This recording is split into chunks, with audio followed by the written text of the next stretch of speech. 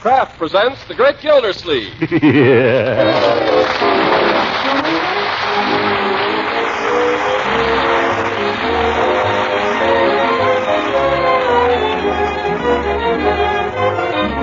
Kraft Cheese Company will also bring you Bing Crosby every Thursday night. Present each week at this time Harold Perry as The Great Gildersleeve, written by John Whedon and Sam Moore.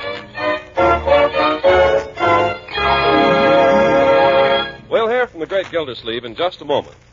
But first, have you homemakers learned how to stretch red ration stamps? Well, it's an art in itself, but a simple one if you use products like Pabstet, the delicious, nourishing cheese food.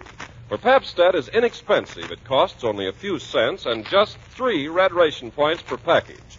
And it's a wonderfully good-tasting extender for a host of plain but satisfying foods. One good example of the way Pabstet turns an ordinary dish into a real family treat is macaroni with Pabstet. Or serve it melted into a smooth cheese sauce with leftovers of meat or fish or vegetables. And see how that unique cheddar cheese flavor satisfies family appetites. Yes, Pabstet melts and toasts and slices in a variety of tempting ways. And every way you serve it, you're helping to supply many milk nutrients your family needs. Milk protein, milk minerals, food energy, vitamin A and vitamin G that's also called riboflavin. Ask your dealer for Pabstet, the delicious, highly digestible cheese food. Pabstet is an economical red stamp value.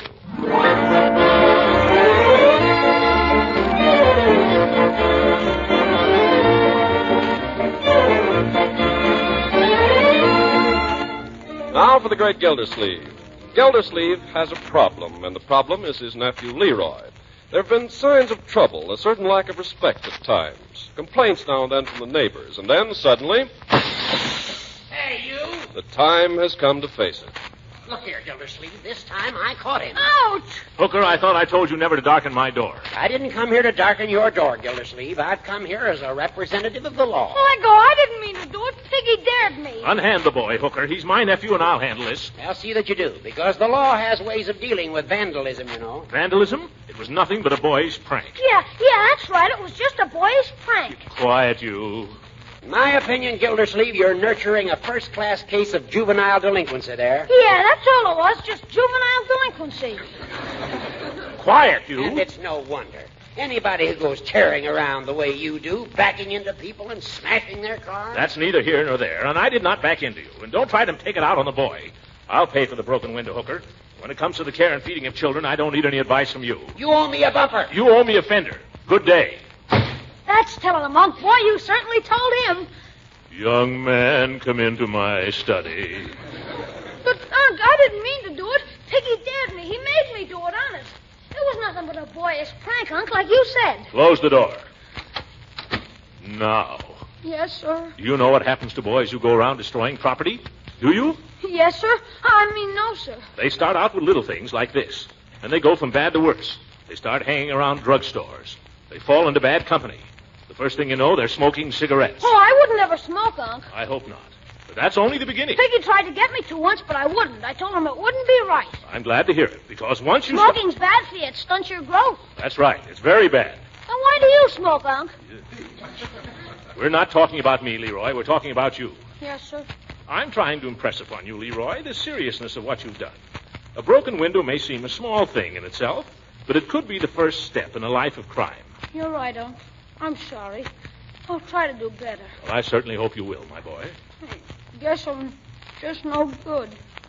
Oh, well, I guess we're both a little to blame. That's right. You don't have to agree with me.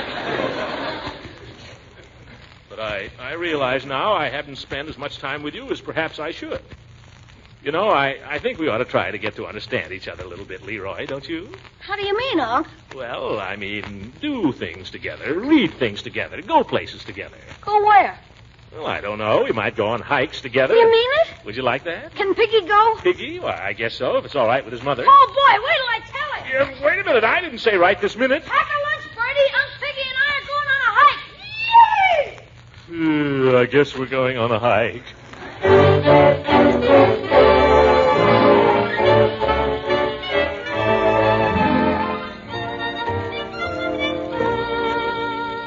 Well, we're all set, Unc, aren't we, Piggy? Oh, boy, we sure are. Let's go, Unc. Hey, wait a minute.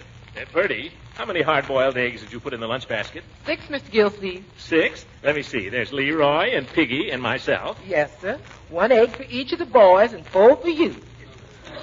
Oh, that's how it goes, huh? Well, I guess that's all right. Can we start now, Unc? Yes. Oh, boy, come on, Piggy. Yeah, wait a minute. There's one thing that must be understood clearly before we leave. Leroy? Yes, sir? Piggy? Yes, Mr. Gildersleeve? We're going on this hike as if we were all in the Army. Did you rent a Jeep? Don't be smart, young man, and don't you encourage him, Piggy. We're going to run this hike along military lines, and I'm going to be the commanding officer. You boys are the men in my squad. Now tell me, Piggy, what's the first thing a man learns in the Army? How to make his bed. No. Leroy, what's the first thing a man learns in the Army? How to spit through his teeth. Young man, this hike can stop right here. Oh, gee, Unc, please, I'm sorry. Well, all right. The first thing you learn in the Army is to obey orders. Now, when I give an order on this hike, I want it obeyed. And I want it obeyed promptly without an argument. Is that clear? Yes, Mr. Gildersleeve. I get it. All right, then we can start. Forward! Oh, for heaven's sake. Yoo-hoo, Throckmorton. Oh, hello, Leela. We were just going off for a little hike, trying to get Leroy interested in nature. Well, now, that's just the thing. My sister's little boy, Michael, is with me for the day, and I know he'd just love to go on the hike with you, wouldn't you, Michael? I'm perfectly willing to go, Aunt Leela, if you think best. Oh, for corn's sake. Leroy, well, we'd be glad to take Michael, Leela, but don't you think he's a little young for a long hike? We're going up to Shroom Point, and that's quite a long way. Yeah, it's a heck of a long ways, Mrs. Ransom. I almost get tired myself going there. Oh, boy, me too. Oh, well, I won't worry about that. I'm sure you boys will be able to figure out some way to take care of little Michael if he gets too worn out. Can't you, Throckmorton? Well, I knew it. Now, you boys just go on and hike your heads off, you hear? Michael, be sure and have a nice time, and don't strain yourself, and don't forget to thank Mr. Gildersleeve and the boys when you get home. Goodbye, everybody. Bon voyage. But Leela... Bye, Mrs. Ransom. Michael. Well, forward, march.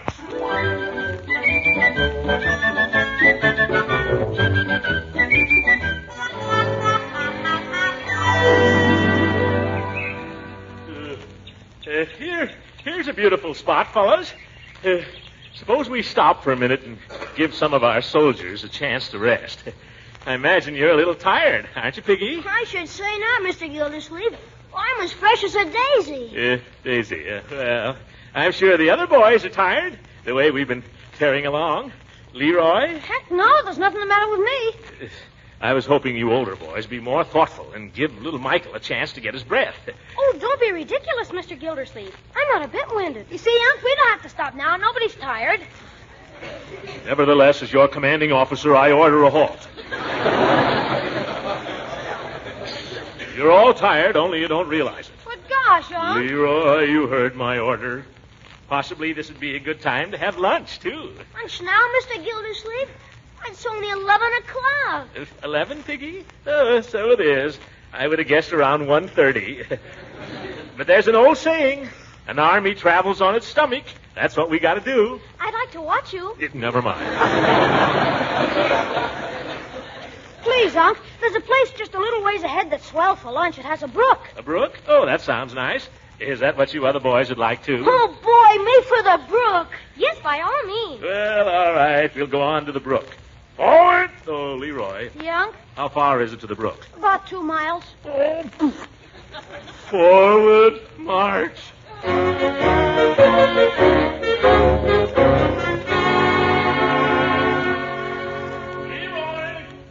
Oh, Leroy! What is it, Unc? I don't want you boys to get too far ahead of me. I'm responsible for your safety, you know. We can't help getting ahead of you, Unc. You keep sitting down all the time. Well, my feet are bothering me. Another thing, Leroy. We've gone a lot more than 2 miles, and I haven't seen anything that looks like a brook. We'll be there soon, Unc. Well, I can't wait. I'm worried about little Michael. Yeah, we better stop here and eat. Oh. Leroy, that's an order. We'll sit right down here in this rock and divide up the... Oh, my goodness. What's the matter, Unc? You didn't lose the basket. Oh, boy, if he lost that basket. Take it easy, Piggy. I just remembered. There are 4 of us, and Bertie fixed lunch for 3. Gosh. Nuts. Awkward, isn't it? Yep, awkward. What are we going to do? Well, I don't like to say anything, Unc, but he's your fiancé's nephew. Yes, he's going to be your cousin, Leroy. And we'll all share and share alike. Now, who doesn't like ham? Who doesn't like jelly? Is there anybody here who doesn't like hard-boiled eggs? Well, eeny, meeny, miny, mo. Gee, I'm hungry, Mr. Gildersleeve. So am I, Unc. Me too. Listen, I'm hungrier than all of you put together. Well, what can we do about it? Yeah, what can we... Say, Unc, I just remembered something. There's a little country store right up this road where we could get something to eat. There is? How far is it, Leroy? Only about half a mile. Half a mile. Well, forward march.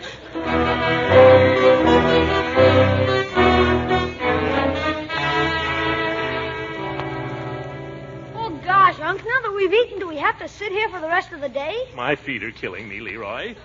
Besides, we haven't had any nature study on this whole hike. Yes, we'll have it now. Nature study. Oh, it's very valuable for any boy. Now, for instance, this tree we're sitting under. I doubt if any of you boys know what it is. Oh! Yeah. Oh. Quite right. Let's see. That one over there. Maple! You sure it isn't an elm? Oh, no, Mr. Gildersleeve. The elm is unmistakable on account of its serrated leaves. Yes, serrated? Oh. Where did you learn that, Michael?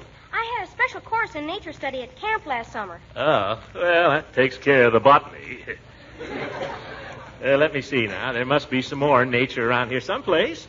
Is that? By George, it is. What is it, Unc? One of nature's masterpieces, boys. An oriole's nest. Where? Right there. That long gray thing. He has to stand on his head to make it. Are you sure that's an oriole's nest, Mr. Gildersleeve? It looks like Vespis crepitans to me. Yeah, nonsense, my boy. I'll show you the little baby orioles if you'll all be quiet. Now, if I grab this branch... I'll jump for it, Unc. Here. Here.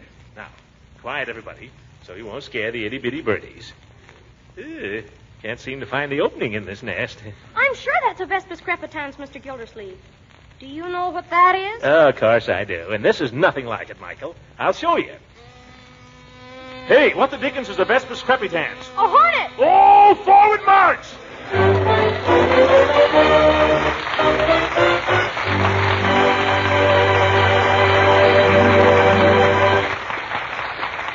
The Great Gildersleeve will be with us again in a few seconds.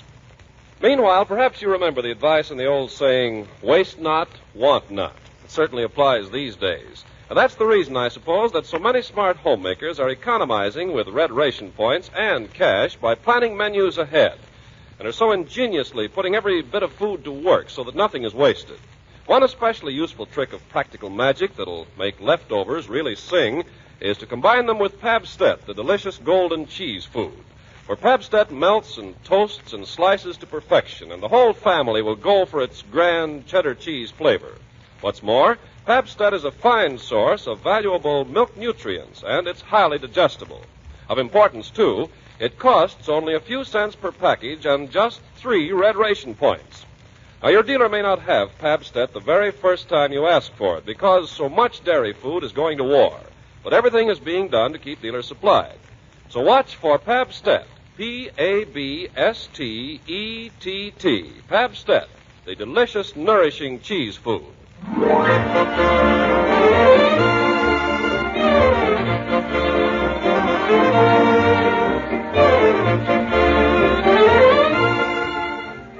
Now let's get back to the Great Gildersleeve, or what's left of him.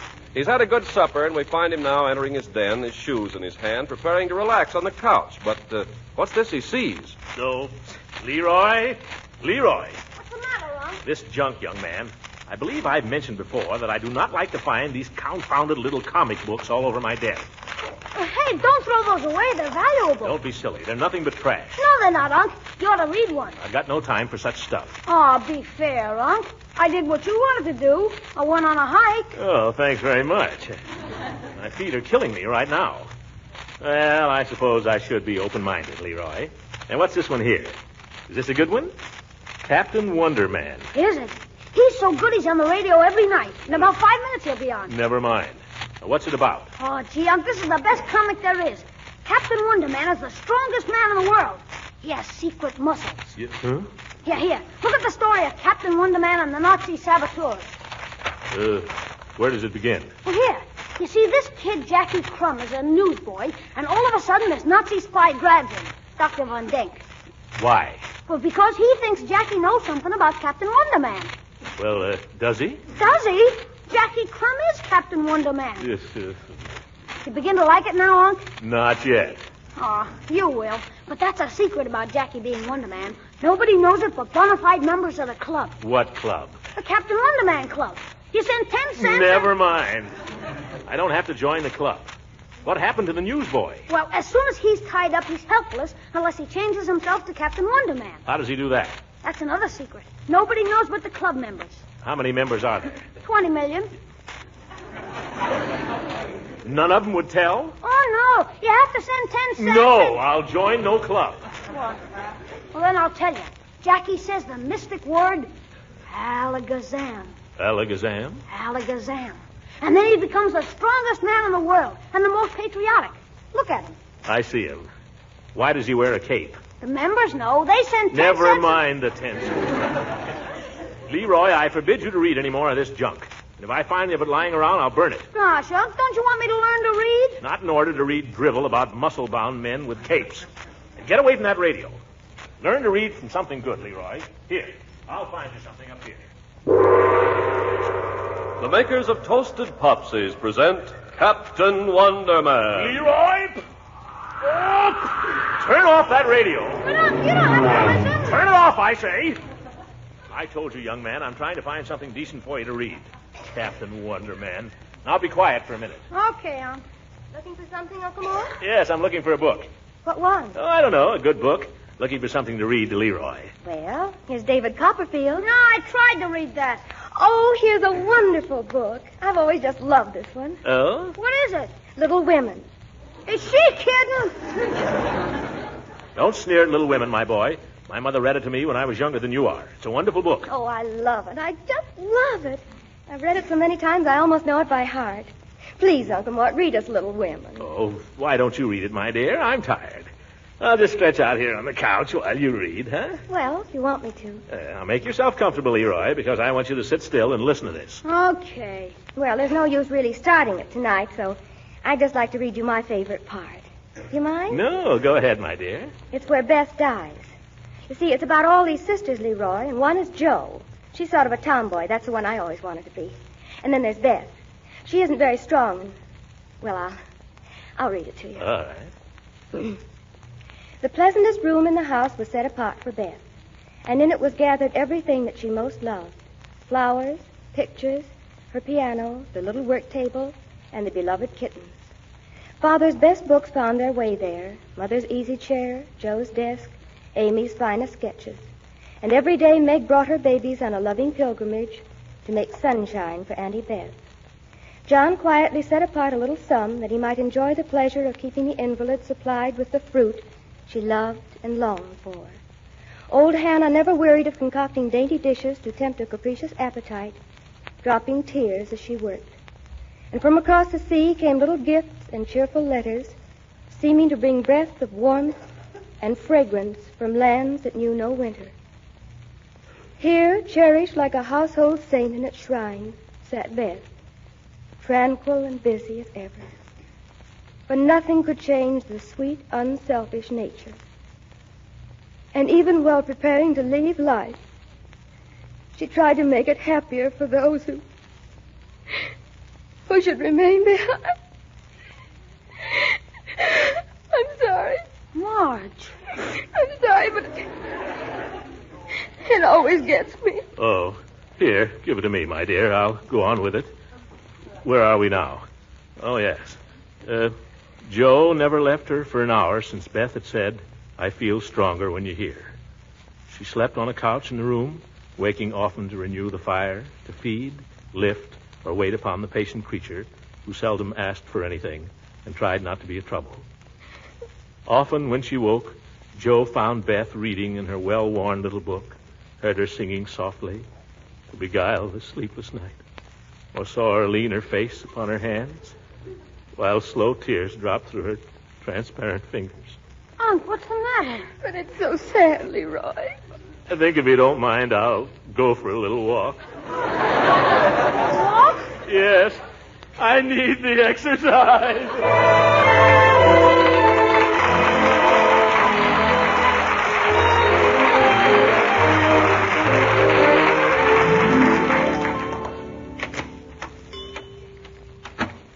Hello, Mr. Gildersleeve. Just about to close up there. How are you today? On my last legs, Peavy. Have you got anything you can recommend for sore feet? Sore feet? You've been having a little trouble? Yes. The kids walked me way out to Shroon Point and back, and my feet are killing me. I'd like to know what's good for them. Mr. Gildersleeve, have you tried sitting down? Peavy, this is no joke. Well, I believe I have got a preparation here. Pretty good, too. I often use it myself after a hard day. So does Mrs. Peavy. Oh? Well, let's have a look at it. Just a minute. I can get my other glasses on here. Yes. Oh, yes. It goes under the name of Cogan's Foot Balm. Nice for the feet. It says here, prepare a tub of hot water, pouring contents of bottle, so on, so on. Would you mind if I looked at it? Immerse aching members. You stick your feet in it. Bottle sells for 15 cents. You say you tried this thing yourself. Oh, yeah, so has Mrs. Peavy. In fact, we sometimes spend an evening that way. In the same tub? Well, we use the wash boiler. It works out nicely, too. We pull up 2 chairs, and she sits at one end, and I sit at the other. Well, sounds very clubby. Sometimes we even work in a game of Chinese checkers. You could have a nice game of footy-footy there, too. Well, I'll take a chance on the stuff, Peavy. Oh, you're taking no chances, Mr. Gildersleeve. They're not exaggerating when they say on the bottle that this balm is the key to true foot joy. One treatment with this, and you'll come out feeling like a regular Captain Wonderman. Captain Wonderman. Don't tell me you waste your time on those comics. Well, I guess I carry as complete a stock of them as anybody in town. So this is where they come from. Peavy, you ought to be ashamed of yourself. Well, no, I wouldn't say that. If you ask me, they're a lot of trash. There's absolutely nothing in them. Well, no, I wouldn't say that either. Have you ever looked at one carefully? No, but I hear all I want to from Leroy about them. Yeah, it's just possible that Leroy has overlooked something. Have you ever examined the young ladies in these drawings? The young ladies? I'll show you. I usually happen to have a copy under the counter here. On page 13, you'll find a tasty item. There. Quite, don't you think so? Well, I'm beginning to see your point. Laura, her name is. Laura? Lady Laura.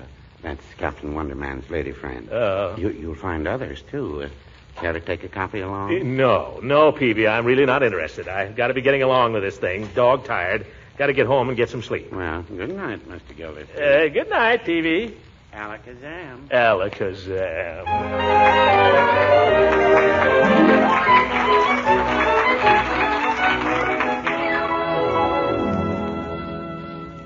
Mr. Gildersleeve, I got the wash ball all ready. You fixing to get in hot water again? Yeah. Very good, Bertie. Uncle Mort, you're not starting anything now. Why, it's bedtime. Don't you worry about me. I'll just take my shoes off and soak my tootsies for a while, and I'll be right up to bed. I guess I'll go along then if you don't mind. Good night. Yeah. Good night, my dear. Good night, Bertie. Good night, Mr. Gildersleeve. Let's see now. Water seems about right. Well, we'll put Peavy's magic potion in it now. And I'll pull up a chair. Nice and comfy. Hi, George. I haven't gone wading since I was a kid. Nice and warm and relaxing. I don't know if I can hold out, though. Hope Peavy was right. Alakazam. Alakazam.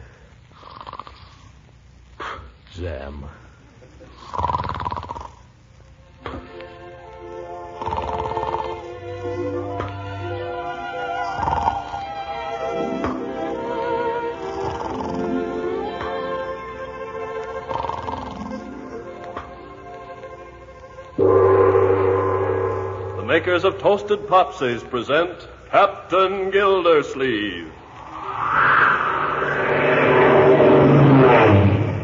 Captain Gildersleeve!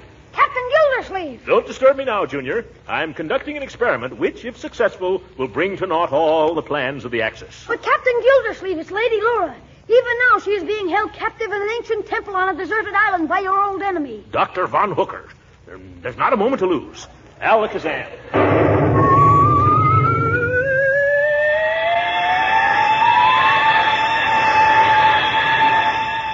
Just think. Here we are flying over the Pacific at twice the speed of light with nothing but our superhuman powers to support us. We got a nice day for it, too. Look, there's Lady Laura, bound hand and foot. Where, Junior? Right ahead there, about 1,750 miles. Your eyes are better than mine. And if you're right, there's not a moment to lose. Alakazam! Oh! Almost knocked my superhuman wind out. Here's Lady Laura, bound and gagged. But if you work him only a moment to free her, there. Why, Captain Gildersleeve! I declare you're just so strong. Strongest mortal on earth. Don't move a muscle, Gildersleeve. With my X-ray nose, I smell an old goat. So, we meet again, Von Hooker. I have you surrounded. There's a machine gun in every nook and cranny. When I give the order... Oh, what can we do, Captain? Have no fear. I've got not a worse scrapes than this, though I can't remember when. I shall count 10. 1. All I have to do is say the magic word. 2. Oh, for goodness sake, say it. 3. Skillabooch. Oh, no, that's not it. 4. I can't remember. Junior, where is that boy? 5. Hocus pocus. Darn it, I can't remember the word. 6. Think, Captain, think. How can I think with him standing there counting? 7. Razzmatazz. No. 8. Rumpelstiltskin. Walla Walla. You're cold. 9. I can't remember the confounded word. We'll have to run for it, Laura. Wake up! What's going on down here? Oh, my goodness, look at my kitchen. Look at my pants. Oh, what happened? I fell asleep and kicked over the wash boiler. Oh, I had the most horrible dream. What was it? What were you dreaming about? Yes, what in the world were you dreaming about? Why, Little Women. Good night, everybody.